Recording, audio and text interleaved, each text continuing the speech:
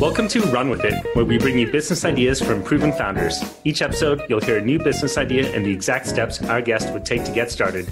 We're your hosts, Chris Justin and Ethan Janney. And on today's show, we have Joe Apfelbaum. He's co-founder and CEO of Ajax Union, a digital marketing agency that was featured in the Inc. 5000 with a three-year growth rate of thousands of % per year. Joe is a Brooklyn native. He's currently excited about Evergreen, a service that helps you generate leads and referrals on LinkedIn, network online and in person, close deals, and achieve your goals. Most importantly for him, he's a family man who enjoys raising his 5 beautiful children. It's very impressive, Ethan, but you know that our show is about new business ideas. Joe, you've got one to launch a business on Amazon, Mom's Health. Welcome to the show, and tell us about the idea you would like our listeners to run with. Thank you so much. I had my sister, she came over to me and she said, I really want to earn money on Amazon. And I was like, okay, like, why do you want to earn money on Amazon? She's like, because it's easy. Amazon is one of the largest companies in the world, and so many people are finding great products and selling them on Amazon, and they're super, super, super successful. And I said, okay, that's wonderful. What type of product do you want to sell? She's like, I don't know. I'll sell anything. I just want to make money. So she's like, how do I even come up with what I want to do? What I want to sell? I said, the first thing you need to do is you need to figure out your goal. How much money do you want to make? She's like, I'm not thinking about $100 million. I want to be able to buy a house and pay a good mortgage. I said, how much is a mortgage? We got into the whole thing. Basically, she wants to make $180,000 a year. I said, okay, great. You can definitely do that by selling stuff on Amazon. And now, before we get into what you're going to sell on Amazon, let's talk about your target market. She's like, what does that even mean? I was like, that's where a lot of people go wrong. Because if you want to build a successful business that has reoccurring revenue, what you want to do is you want to find products for a community of people that you're passionate about serving. And she's like, well, I would really want to, I'm always there thinking about solving problems for moms just like me. Because she's Jewish, she's a mom, she has 5 kids just like me, and she has lots of different issues that she has to face. And she's like, I'm like, wow, that's very interesting. I was like, you really excited? She's like, yeah, I love gadgets and I love furniture and I love mom's health and I love all types of stuff like that. And I was like, fabulous, fabulous. So let's come up with some product ideas that you can sell on Amazon, and then we'll find out who sells those stuff. And 30 minutes later, we have a few ideas of things that we can test out, because ultimately marketing is about testing.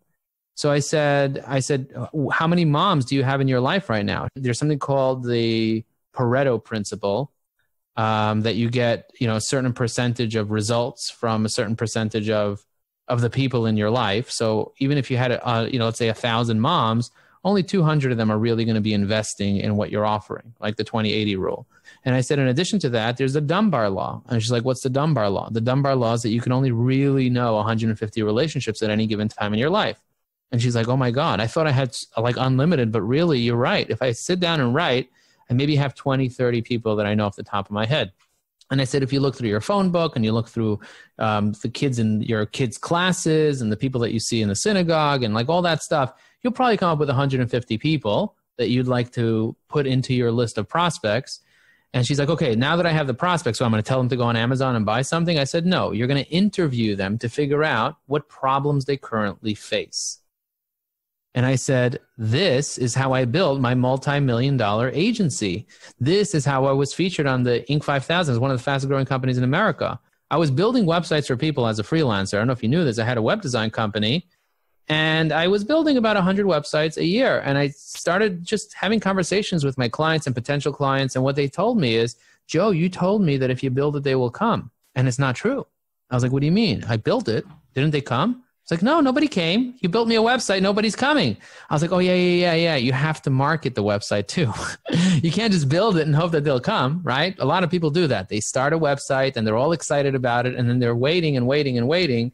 And what do they hear? They just basically hear crickets. And I would play the crickets here, but I don't want to bother Ethan too much. I'm just going to cut in here real quick. We usually don't let our guests talk for as long as you have just up front. Yeah, you must be super charming to get away with that for someone. No, but what you've been doing, just to recap, is how to start an Amazon business. But what you've dealt with in detail is your sister's specific situation, being a mother. She didn't realize that that was an asset that she had that she could use to think about what kind of products she could sell. And then you've taken us into the territory of she's got to get specific. You've mentioned several times in here, specificity seems very important to you. You know, she was just general. She wants to make money. How do you want to make money? Well, how much money do you want to make? Now you've got clients. Who are the clients? How are they? How are they specific? You know, you used to be a web designer. You made websites. People did not come to them. And what you've learned is you need to be specific with your customers. You need to talk to them. You get to know them. So that's kind of where we're at. And I think we're doing great. And we're talking about the steps to build a business, which is really what we care about on this show.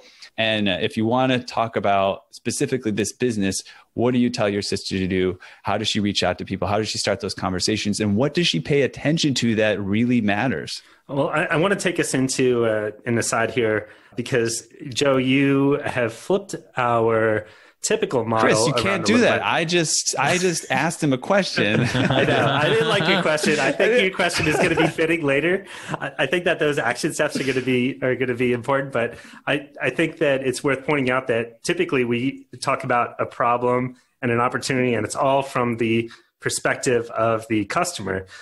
And what you have highlighted and may have deftly swept by the listener is that you don't start with the customer. You start with you. You start with what you want.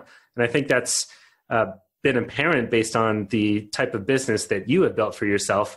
If you're managing 5 kids, you take them to school every day, I think I've heard. Every day. You slept 9 hours one night, which is, you know, to have multiple businesses and that level of success that you do while still maintaining your personal life. You got Chris beat. He still has the sleep problems he's working on. Yeah, well, we can talk about that. I wrote a book called High Energy Secrets. So if you want to learn how to sleep better, we can have a chat about that. Yeah, hook me up, man. Nice. Yeah, so I think it's worth pulling that apart. I mean, this episode could have turned into a 5-minute one if you just laid it. You're just going to lay it all out there for us. We gotta give the listener a little bit more to. I love to talk about that a little bit. I think I want to talk about both things. I think both what you're talking about and what Ethan's talking. The questions you both asked are really, and I think they're kind of related also. If you take a step back from making money, because nobody, I just talked to my coach today. I have a sales coach that I talk to every 2 weeks. And he said, nobody works for pieces of paper with pictures of dead presidents on them. Nobody works for green pieces of paper with pictures of dead presidents on them. And that like got me shocked. Like, I was like, wow, that's so good. I have to repeat that, because people don't work for money. They work for what money can do for them. And although we all know this intrinsically, and it sounds like a sales pitch, the reality is we really have to ask ourselves, what type of life do we want to live? And, you know, you're asking questions to your customers about what problems you want to solve. You have to ask your questions to yourself. You have to ask yourself, what do you really want out of life? Because often we think we want one thing and we're living literally just to make our parents proud, or to make our neighbors happy, or to make people feel comfortable with who we are.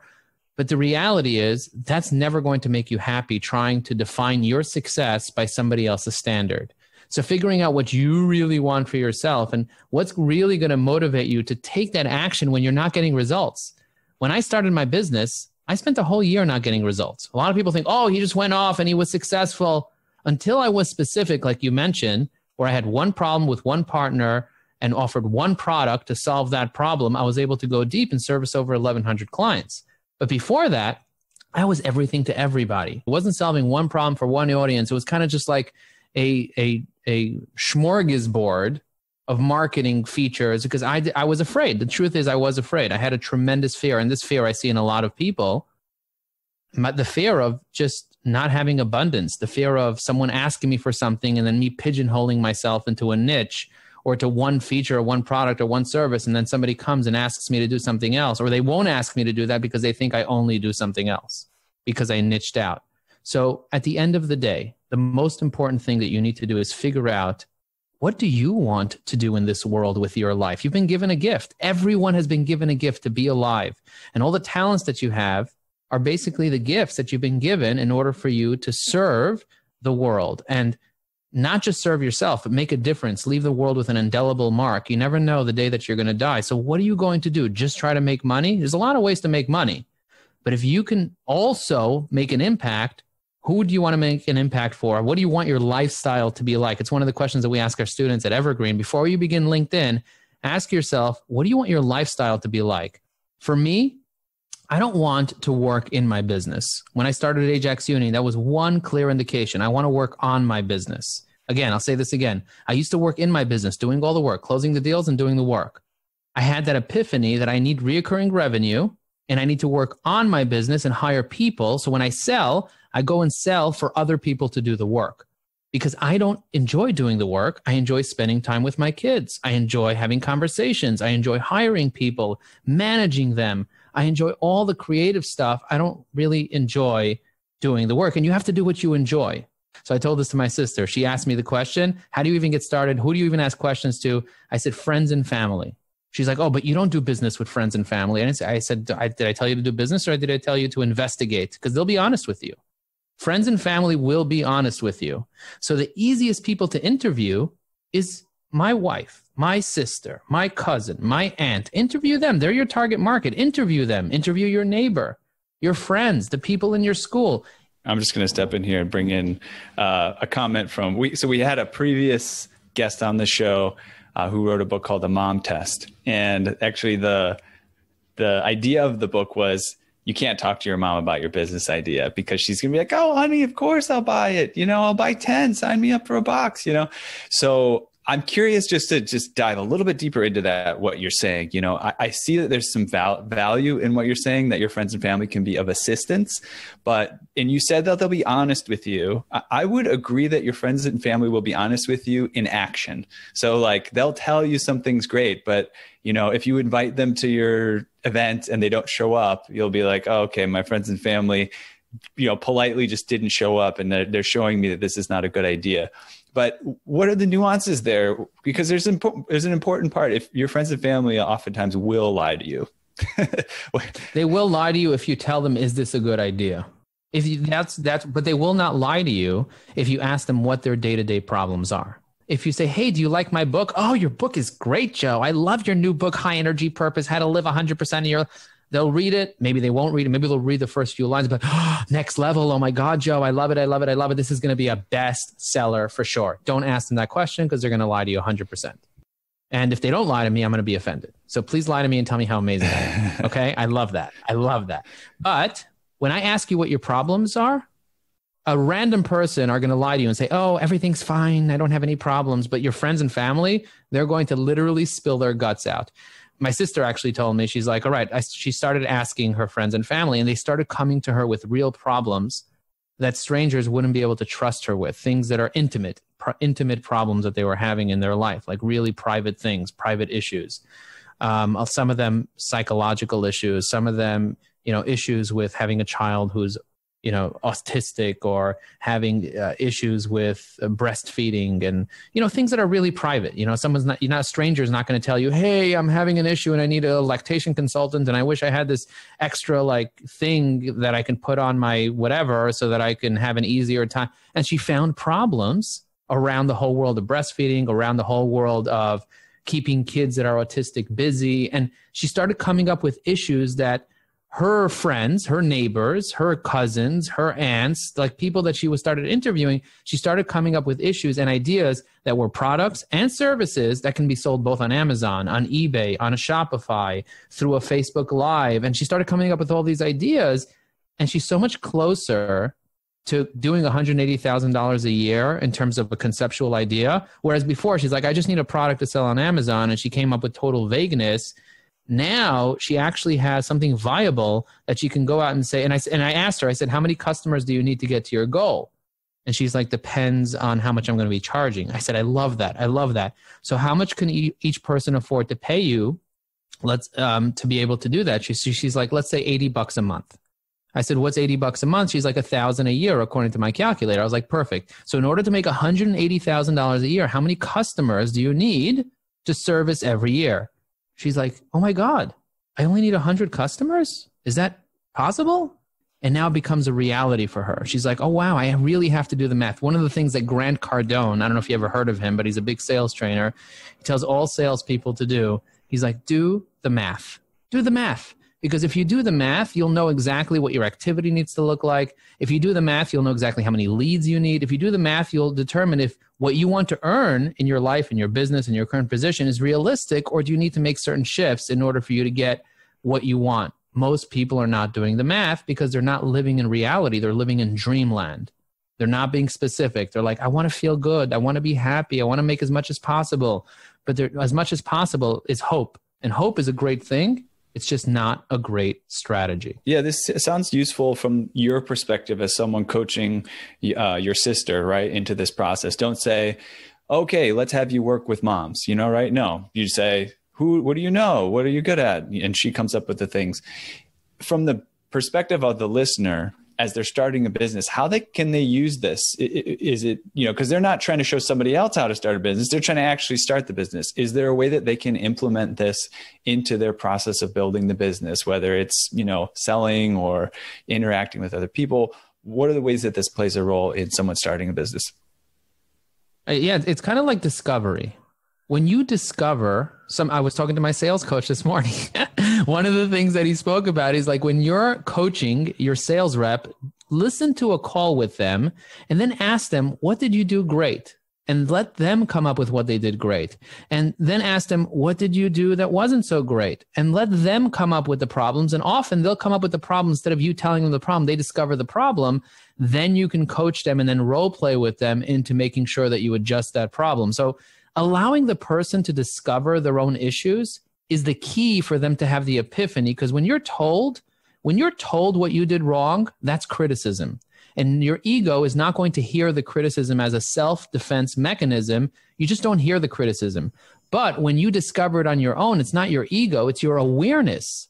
It's the opposite of your ego. You suddenly have consciousness. You suddenly have awareness. You suddenly have the power to not change, because the more you change, the more things stay the same, but you have the power to transform. Awareness transforms us. Just like light transforms darkness, it doesn't change the darkness. The darkness will come back once you remove the light. It transforms all the darkness. Even a little bit of light will transform all the darkness into light. You're suddenly able to see things. The same thing with the process of discovery. That's why the Socratic method works so much better than the dogmatic method. If I overpower you and tell you what to do, you might do it, but you're not going to learn. But if I influence you through questions, through investigation, you're going to then start thinking differently, come up with the idea yourself.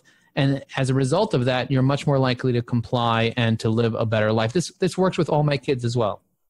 So we're taking this concept of asking questions as a leadership role. You used it in sales, you use it with your sister trying to help her start a business, but we can transfer that to being inquisitive, number one, about your customers, right? So you're talking about your sister. She's talking to the potential clients you would have, not asking them, is this a good idea? But saying, what's going on with you? What are your problems? Like, how does that really work? And having a lot of questions and not pretending like she knows what they need or has the answers. And then on top of that, you're saying there's a kind of way of asking yourself questions and going into the details of what you think you already know and asking yourself, like, where there are more details here that I have unclear. Is that a good recap? Also, when you're getting information from people, and you're often going to get advice from mentors, coaches, consultants, strategists, gurus, don't like write people off if you already know what they said. Don't just write that idea off, because if you're hearing an idea, you're meant to hear that idea again. Sometimes I hear the same speaker give the same speech 5 times, and every single time I hear it, because I come with an open ear and an open mind, I hear something that I didn't hear before. Often I'll read my own book multiple times, and every single time, because I'm reading it with a curious eye. I'm not saying, oh, I know this already. I want to cut in here. I want to highlight again. You got a lot to say, and I want to make sure that there's like a summary here, so we could pay attention. Something very interesting that you noted about reading, say, your own book multiple times, or going back to something that you're hearing multiple times.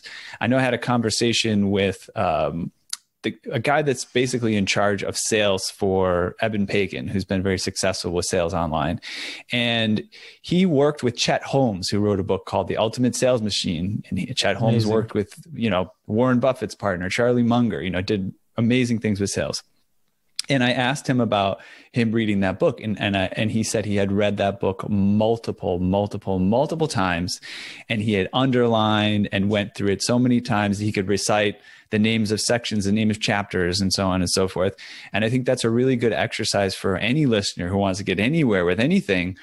Take something that you feel like you just keep hearing over and over again. And you're like, I keep hearing it. It's BS, or I don't really get it, or it doesn't make sense. Go in and read that book about it another time and underline and get deeper into it and see what else you find. I think that's a really interesting way to approach things. I want to ask, related to that, how valuable do you think an exercise like that can be without a goal of, let's say, becoming an entrepreneur or improving your relationship, even without some goal? It seems to me like it's harder to internalize the messages from the books that you're reading. Well, it depends on, ultimately, at the end of the day, there's something about going deep with a concept. There's something about going deep with an idea. So I'll give you an example. There's a guy, David Allen. He wrote a famous book called Getting Things Done.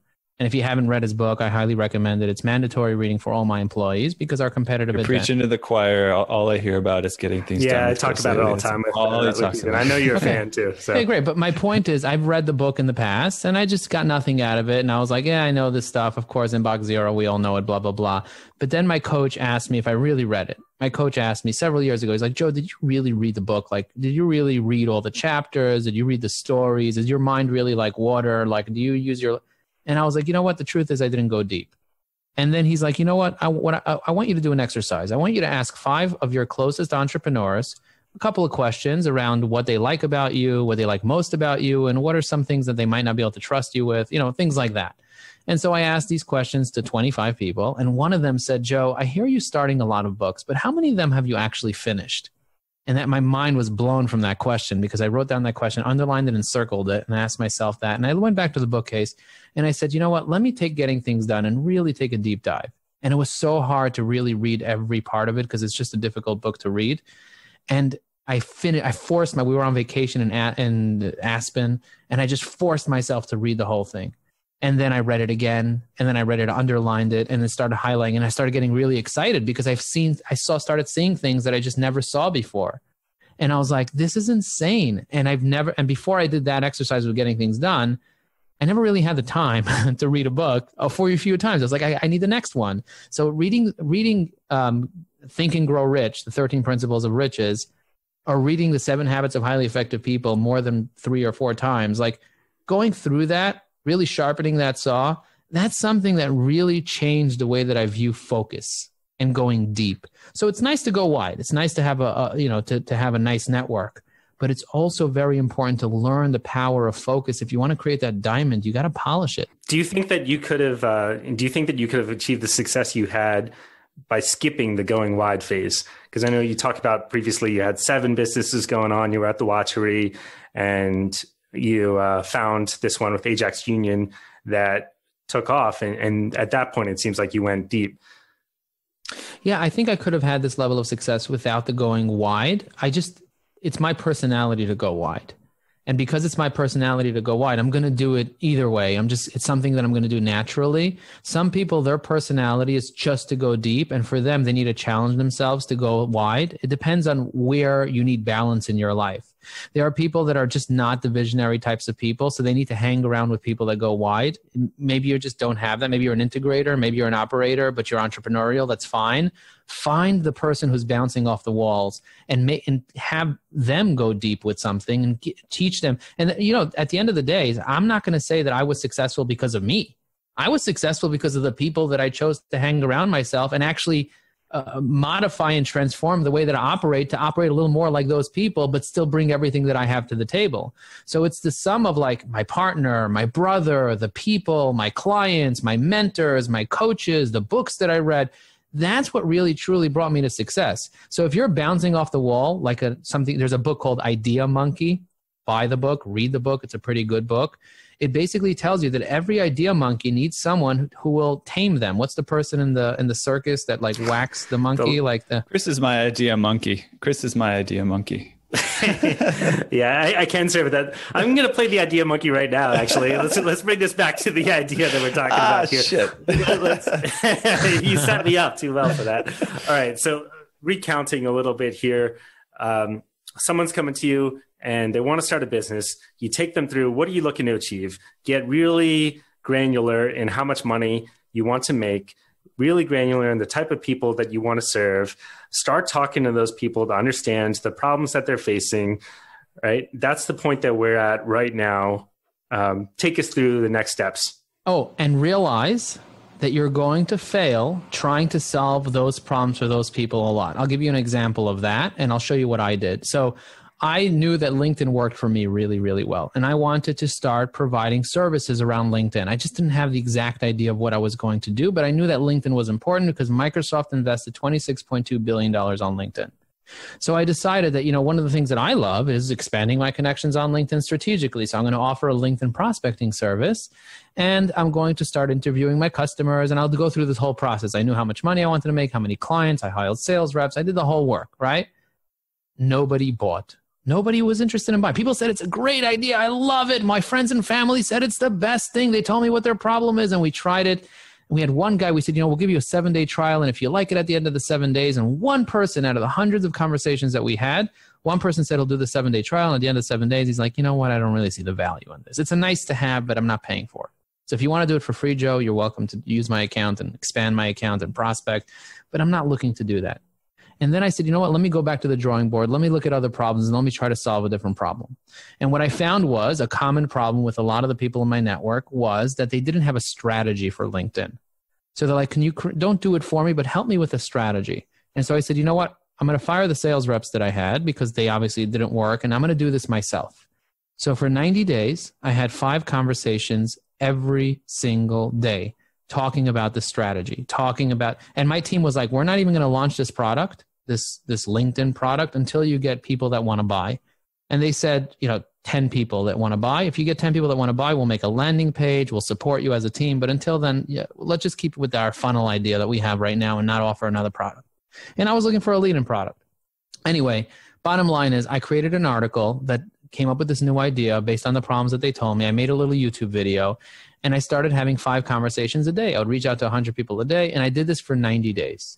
Quick question, just to clarify. I know you're going to finish that sentence, but when you talk about the article and the YouTube video, what were those? Those were something that were attracting people? Just a description. Yeah, just a description of what the offering is. So what I would say is I would have a conversation with someone, talk to them, and ask them all the questions and say, hey, do you have a good strategy? Is it written? Do you think that this would be valuable to you? How much value would it? And we get into the whole thing. I was like, do you want more information? I could send you a LinkedIn article and a video that I created. I'll happy to email it to you, read it. And if you're interested in more info, we'll set up another call to see how we can get started. So that was after the initial call.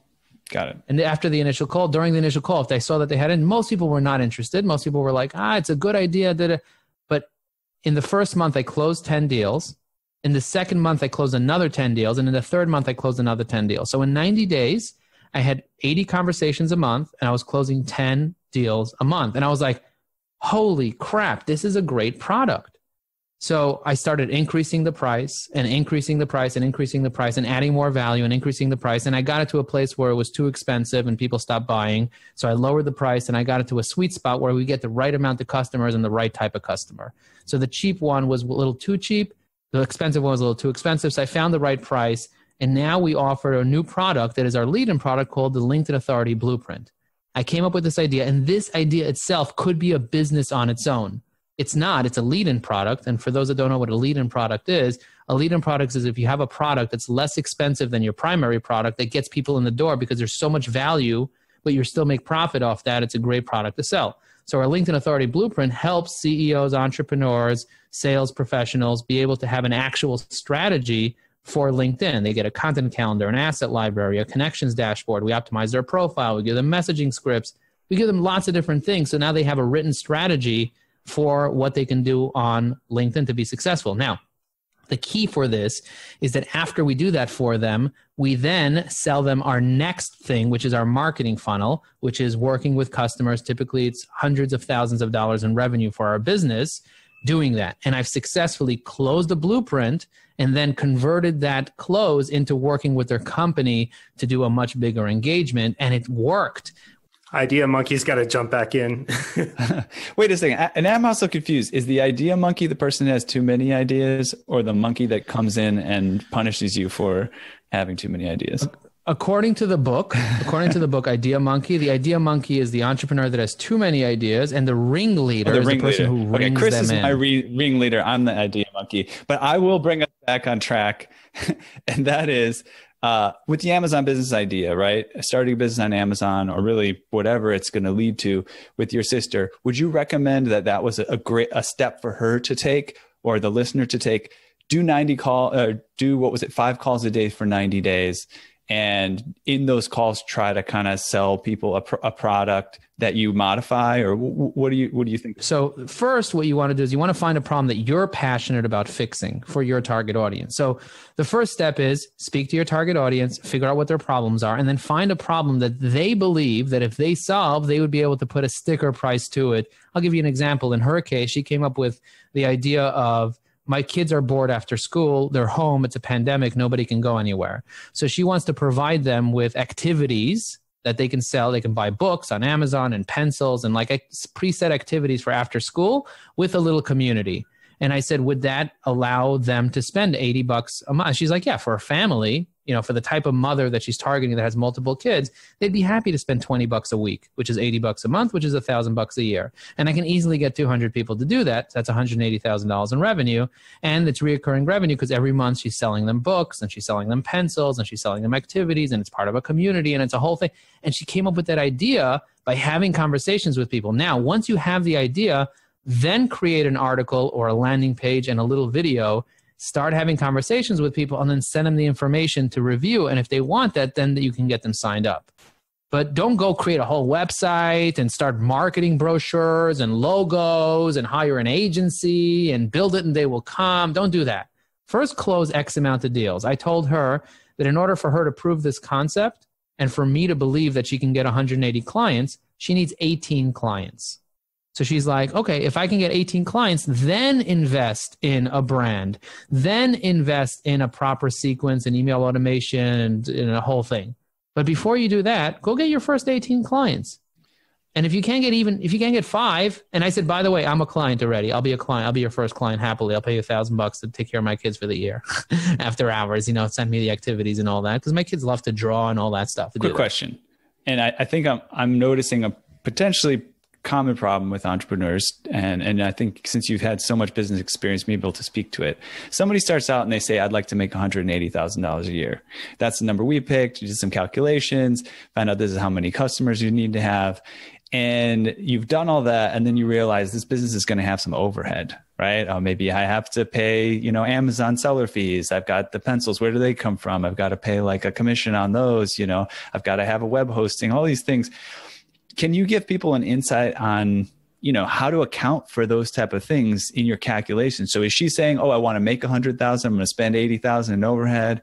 Is there like a percentage? How do you recommend people think about that in terms of calculations? When I talk to people and I say there's a take-home amount of money, and then there is the amount of money that the business will operate. So if you have a business on average is going to do net profit, let's say 5%. Right? 10% if you're doing really well. If it's super managed well, you're going to have 20%.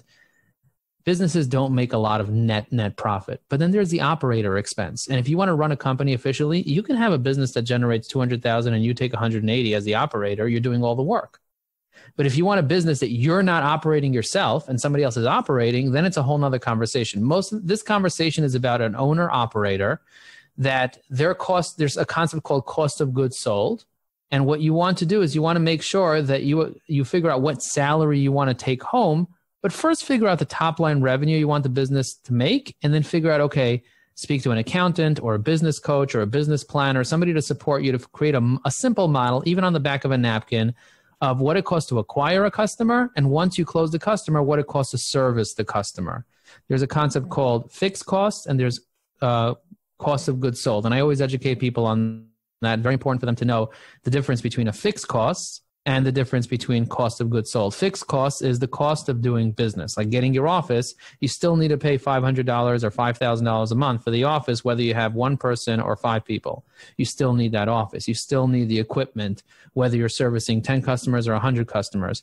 But at a certain level, to get to the next level, you need to make a further investment. So to have 10 employees, you need an office that pays you $5,000 fixed cost. But to have 100 employees, you need an office that costs $15,000, $20,000 a month to be able to service those people. So really figuring out your top line first, or for where you want to get to, will help you be able to figure out, can I afford to get there, and how fast can I afford to get there in terms of cash? Ajax Union was able to grow at the speed that it grew is because the model that I set was prepay only. So if you want me to serve you, you got to pay me the first of the month. So before I do the work, you already paid me. So my CCC, my cash conversion cycle, is a positive, not a negative.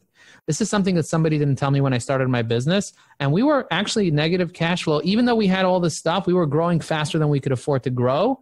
And I didn't think about this. And I didn't hear Tony Robbins whisper in my ear saying most people overestimate what they can do in a year and they underestimate what they can do in a decade. And I wish he would have told me that when I started my business, because I was just thinking about the next year. I was just thinking about the next 90 days, I wasn't really planning for 10 years. And if I would have planned, my business would have grown so much faster because I would have slowed down on the front end and been more profitable and had more cash.